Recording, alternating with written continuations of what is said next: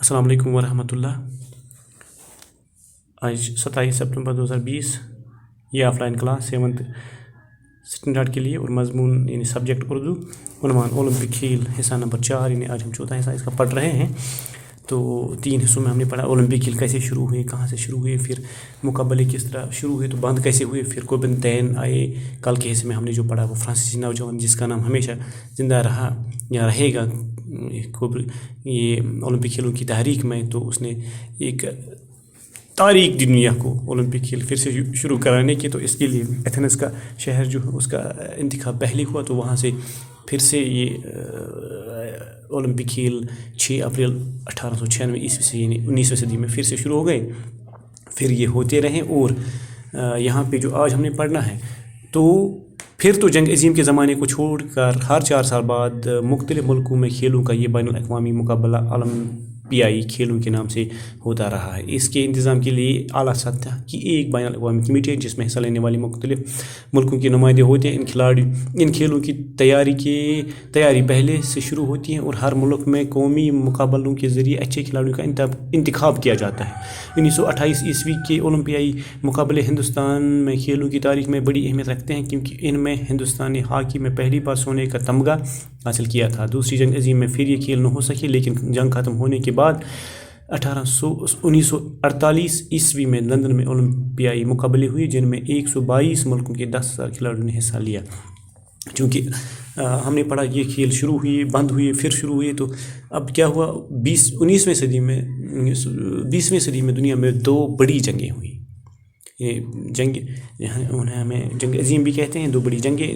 ایک جنگ 19ویں صدی کے شروعاتی 20 سالوں میں یعنی 1914 سے 1918 تک ہوئی، دوسری 1939 سے 1945 عیسوی تک ہوئی۔ تو ان 2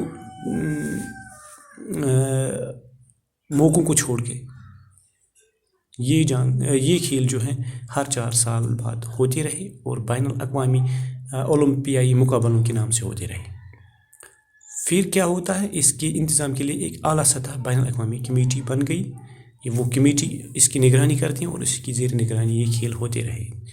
اس کمیٹی میں حصہ لینے والے مختلف ملکوں کے نمائندے ہوتے ہیں۔ ان کھیلوں کی تیاری پہلے سے شروع ہو جاتی ہے اور ہر ملک میں مقابلوں کے ذریعے اچھے کھلاڑیوں کا انتخاب کیا جاتا ہے۔ 1928 عیسوی کے بین الاقوامی مقابلے ہندوستان کی کھیلوں کی تاریخ میں بڑی اہمیت رکھتے ہیں، چونکہ یہ بات ہمیں سبوں کو معلوم ہونی چاہیے۔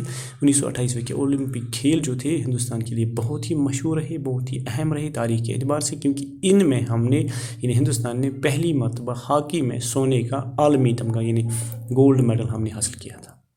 یعنی 1928 تب کا ہندوستان جب ہندوستان بنگلہ دیش ایک ہی تھا۔ دوسری جنگ عظیم میں پھر یہ کھیل نہ ہو سکے، تو پھر میں نے آپ کو پہلے ہی بتایا تھا جو 2 جنگیں ہوئی تھی بڑی، ان کو چھوڑ کر تو دوسری جنگ میں بھی یہ کھیل نہ ہو سکی۔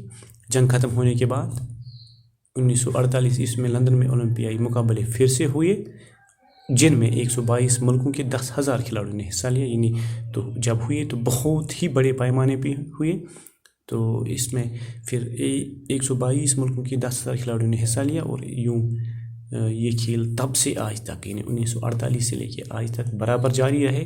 لیکن اس سال یہ کھیل 2020 میں ہم اس سال یہ کھیل عالمی وبا یعنی کورونا وائرس یا کووڈ-19 کی وجہ سے نہیں ہوئے۔